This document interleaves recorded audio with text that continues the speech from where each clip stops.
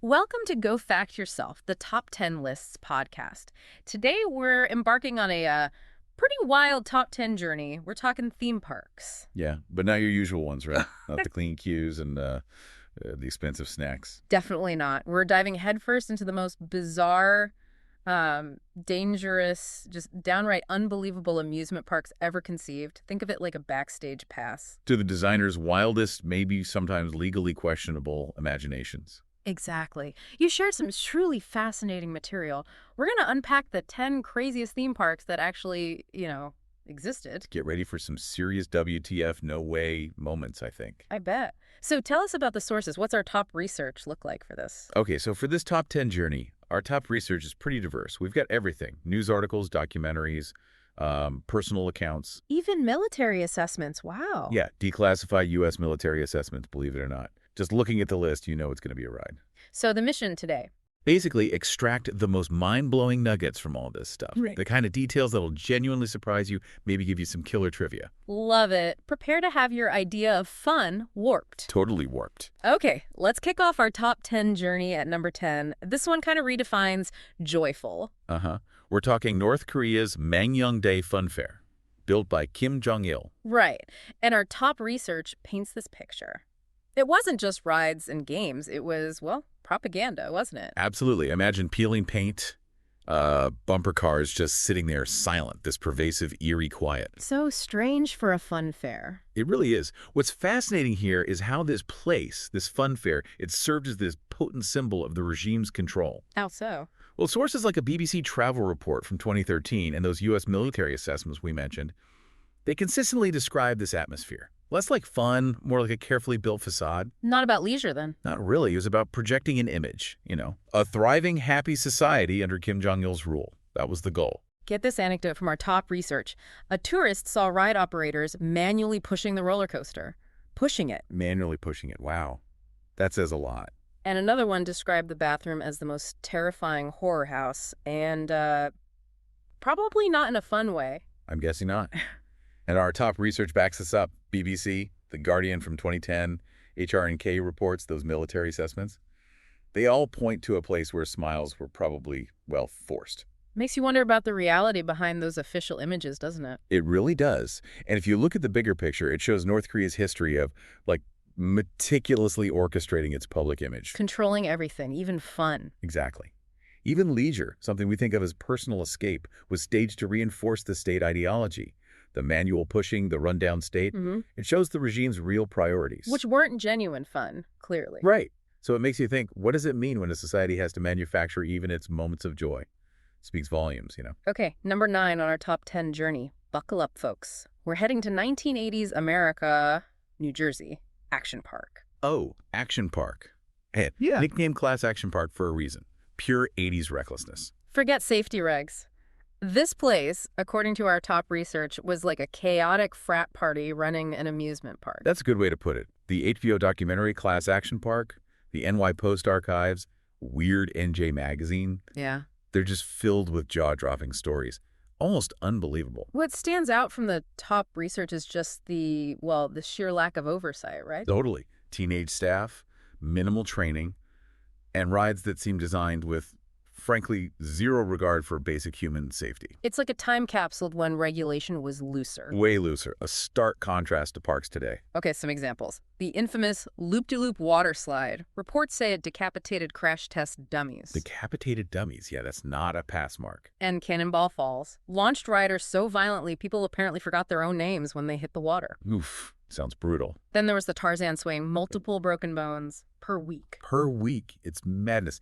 And tragically, 6 people actually died there over the years. 6 deaths. And here's the crazy part. You mentioned it earlier. People kept going back. Why? What did the top research find? That's the million-dollar question. The deep dive, looking at ex-staff interviews, autopsy reports, even old Gen X nostalgia blogs.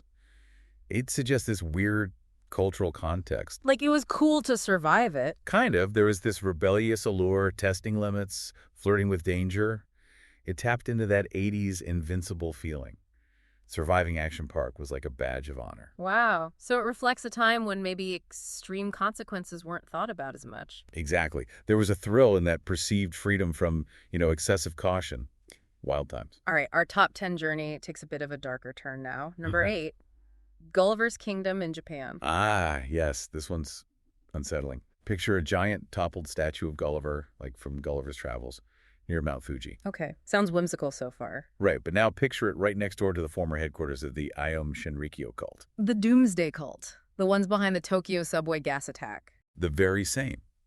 And our top research from Atlas Obscura, the Japan Times, back in '98, even regional tourism board minutes, shows this park opened in 1997. Literally in the shadow of that massive national tragedy. That seems incredibly insensitive or just bafflingly unaware. It's hard to say. Yeah. Misguided attempt to compartmentalize, maybe? Yeah. Or just a staggeringly ill-conceived plan for revitalizing the area. The top research points to a real lack of awareness. So kids were climbing on this giant Gulliver statue. While locals were apparently whispering rumors about buried cult stuff nearby. Yeah, unsurprisingly, tourism tanked. Completely. Given the context, who would want to go? It was demolished in 2007. So what does this tell us, this bizarre juxtaposition? It really highlights how context just shapes everything, doesn't it? Yeah. Our top research looked into Japan's complex relationship with the memory of Aum Shinrikyo, the desperation to revitalize that rural Yamanashi region. And local accounts, too. Yeah, interviews with locals. It forces you to consider how history, cultural baggage, recent events, they fundamentally change how we perceive even something meant to be lighthearted. It really underscores the need to be aware of the cultural landscape, doesn't it? Absolutely. Yeah. Especially when you're planning something for public entertainment. Context is everything. Okay, number 7 on the top 10 journey. We're heading to Europe. Daddy Park, Belgium. Daddy Park. Right. Think like the super budget version of Disneyland, but with, let's say, a serious lack of safety features. It operated for a long time, though, from the 50s to 2002. Yeah, quite a run. Yeah. But it became infamous. Our top research paints a pretty grim picture. What kind of picture? What are the sources saying? Well, sources like Urban Ghosts Media, a Belgian news site, Deredacti.be, even Reddit's Rebandoned Porn, they show this gradual decline. Shocking neglect, really. Started okay, but just fell apart. Seems like it. Chronic underinvestment, failure to keep up with safety standards. It's like a slow-motion disaster in the making, documented in these grim stories and eerie photos. There's one truly horrific account in the top research. A child lost an arm on a ride. Just awful. Unthinkable today. And another visitor described the water slide as just a concrete ramp into mud. Charming. The haunted house, a shed, single light bulb, lots of spiders? So, not exactly state-of-the-art scares. Apparently not. Even local papers back then were reportedly asking Daddy Park, Paradise, or Death Trap, which kind of sums it up. Yeah, it does. So the question is, given all that, why did it stay open so long? That's a critical point. Our top research suggests it ties into shifting expectations about child safety, right? Yeah. And how regulations evolved. Things were different back then. Very different. The deep dive looked at the decline of similar regional parks in Europe, the safety law reforms in Belgium after incidents like Daddy Parks post-2002. And the creepy photos from urban explorers. Oh yeah, those are haunting.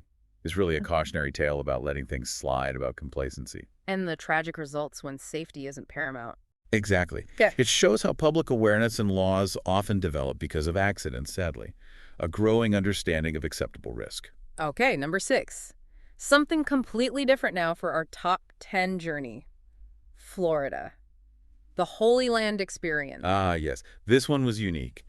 A theme park where quite literally you could watch Jesus get crucified daily. Right next to the gift shop, apparently. Conveniently located, yes.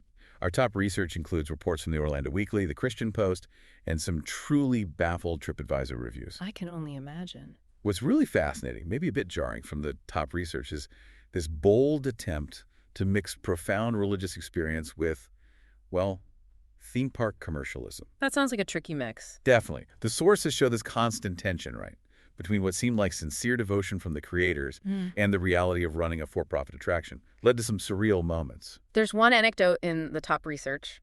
It's almost darkly funny.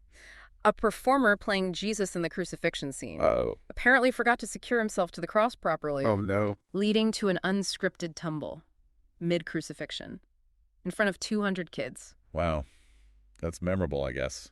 You can't make this stuff up. So this blend of the sacred and the sometimes slapstick, what's the bigger takeaway? Well, if you connect it to a broader view, it highlights the challenges, right, of trying to translate deeply held religious beliefs into a theme park format. Does it work? Can it work? That's the question. Our top research tracks its origins with Zion's Hope Ministries, then being bought by Trinity Broadcasting Network, and its eventual financial problems leading to closure in 2021. So it struggled financially. Yeah. Mhm. It really makes you ask, where are the boundaries between faith and entertainment? Yeah. Can you commercialize religious stories like that without maybe diluting the message? A very tricky tightrope to walk. Extremely. All right, number 5 on our top 10 journey. We're off to South Korea, Yangmaland. Youngmaland.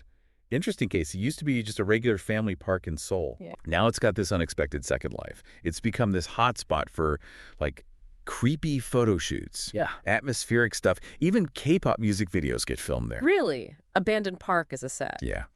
Our top research from CNN Travel Asia, Soompi Forums, even local Seoul Ghost Tour reviews. It shows the park's become this Instagram sensation precisely because it's spooky, rundown, but still kind of kitschy. So its decay is its appeal now. Pretty much, it's this organic transformation. A space for fun becomes a canvas for art, for urban exploration, all fueled by online buzz and our fascination with abandoned places. The top research mentioned a K-pop group filming on a crumbling carousel. Yep, that juxtaposition, right? Modern pop culture against this decaying backdrop. It's visually striking. And ghost hunters go there too. Apparently. Some claim they've captured EVPs, electronic voice phenomena, whispers saying, "Get out."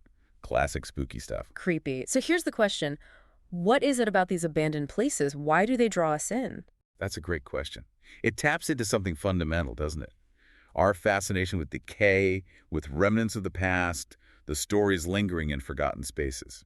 What did the deep dive find about Yangmaland specifically? It chronicled the economic downturn that hit smaller Korean parks, the rise of urban legends about Yangmaland online, and its current life as this rentable ghost set. So it found a new purpose, sort of? Exactly.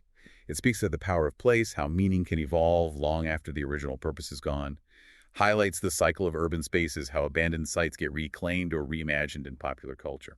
Okay, number 4. Hopping over to the UK for our top 10 journey. Dreamland Margate. Ah, Dreamland.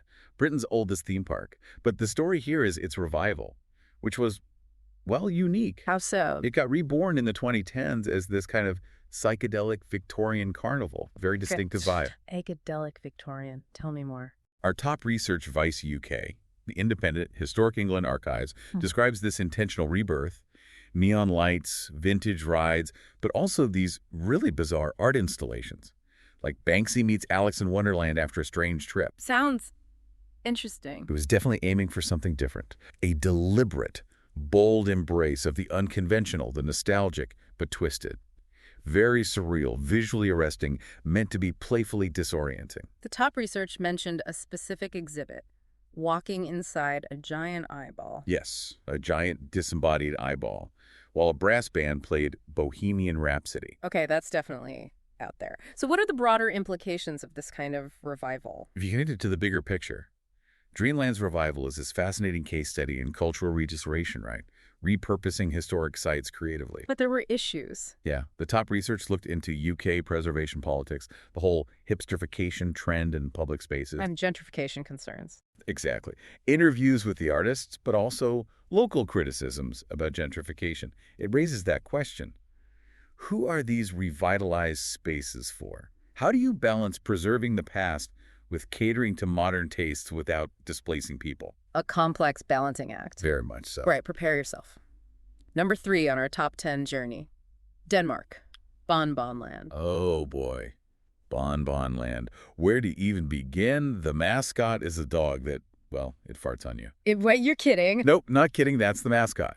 And according to our top research, toilets, cartoon booths, burping figures, they're key attractions. This sounds absolutely insane. It is. What's remarkable, based on the top research, is just how unapologetically crude and absurd it all is. It gleefully defies every convention of family entertainment. It leans right into humor that would be totally taboo elsewhere. The top research mentioned specific ride names. Oh, yeah. Dog fart roller coaster, Skid Mark Alley. Skid Mark Alley, seriously? And a urinal-themed water ride that warns you will get wet and maybe peed on. Okay, I'm speechless. But here's the truly wild part from the research. It's popular. Danish families love this place. Apparently so. Which forces you to think about cultural differences in humor, right? What different societies find entertaining. So what did the deep dive conclude? It analyzed Scandinavian humor, looked at interviews with the park's designers, traced its evolution from a candy brand to this. The fact that it's beloved suggests a different cultural sensibility. Maybe some lighthearted, gross-out humor is just fine, even fun. A potent reminder that humor is subjective. Totally. What's bizarre to one culture is laugh-out-loud funny to another. Number 2 on our top 10 journey. We're taking a detour into televangelism, Heritage USA. Jim Backer's 1980s Christian Disneyland, basically. Sprawling place. Our top research says it had a main street, a huge hotel. 500 rooms, yeah. Yeah. Bible-themed rides, puppet shows about hell. Look, the story is really about its collapse, isn't it? Absolutely. What's striking from the top research is this dramatic crash. Religious fervor, massive entertainment ambitions, and then huge scandal. Fraud. Sex scandals. All of it. The sources show this classic rise and fall. Immense popularity, rapid expansion, then a swift, devastating downfall fueled by Baker's alleged activities. Apocalypse-themed merchandise didn't help, I guess. And the most jaw-dropping anecdote from the top research has to be the sex suite. In the prayer tower, Jim Baker allegedly installed a private sex suite in the main prayer tower. The juxtaposition is just incredible. Piety and hypocrisy side by side. So what's the key takeaway here? Predicting it to the bigger picture, Heritage USA is this stark cautionary tale, right? About the abuse of power, especially where faith and money intersect. Where trust is so important. Exactly. Our top research used info from the PTL scandal investigations, financial records, accounts from former employees. Yeah. It paints a picture of a crumbling empire built on shaky foundations. And the site now. Mostly a ghost town, partially repurposed by another religious group. It really underscores how empires, even seemingly invincible ones, can vanish. Makes you ask about accountability for religious leaders, doesn't it? And the scrutiny their organizations should face definitely makes you think. Okay, we've reached number 1 on our top 10 journey. And it's truly incredible. Western city in Poland. Yes. Imagine this. A full-on American Wild West town. Dusty streets, saloons, square dancing, built in the heart of communist Poland. During the Cold War, when blue jeans were practically contraband. Exactly. Denim was like this symbol of Western decadence.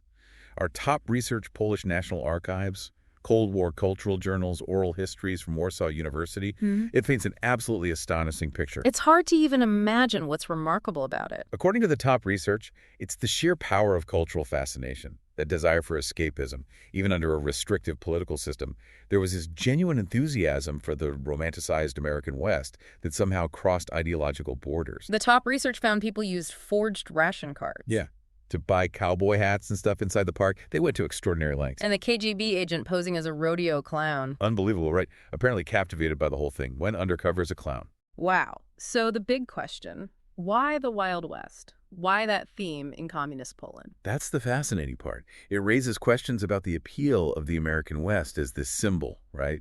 Yeah. Individual freedom, open spaces, rugged individualism. Things that stood in pretty stark contrast to communist reality. Exactly. Our deep dive looked at Cold War escapism, interviews with the founder's family talking about the challenges, even declassified Polish secret police files monitoring the park. The secret police monitored a cowboy town. Seems so. And sociological essays analyze how American pop culture became this subtle form of resistance. It's an amazing example of imagination thriving in restriction, culture penetrating the Iron Curtain. Well, that was quite a top 10 journey. Wow. From North Korean propaganda parks to Danish fart jokes. It definitely proves fun comes in some truly unexpected, sometimes completely unhinged forms. We barely scratched the surface with our top research, but hopefully these glimpses into the craziest theme parks ever have sparked some curiosity, made you rethink amusement parks a bit. Who knew their history could be so wild? Absolutely. And like you said, the top research shows there are so many more layers. Economic factors behind their failure, the cultural contexts. Yeah, we didn't even get to the rumored Nazi theme park in Argentina or that Flintstones Park in Arizona. Definitely more rabbit holes if people are intrigued. We really hope this top 10 journey gave everyone some surprising insights, maybe a few stories to share. What stands out to you the most from all these? For me, maybe just the sheer audacity of some of them, like Western City or Action Park in a different way. The extremes people went to. Yeah, it makes you wonder what other bizarre stories are hiding just beneath the surface of ordinary things. Thanks for taking this wild ride with us on Go Fact Yourself, the Top 10 Lists podcast. Our pleasure. Now go forth, delve deeper, and go fact yourself.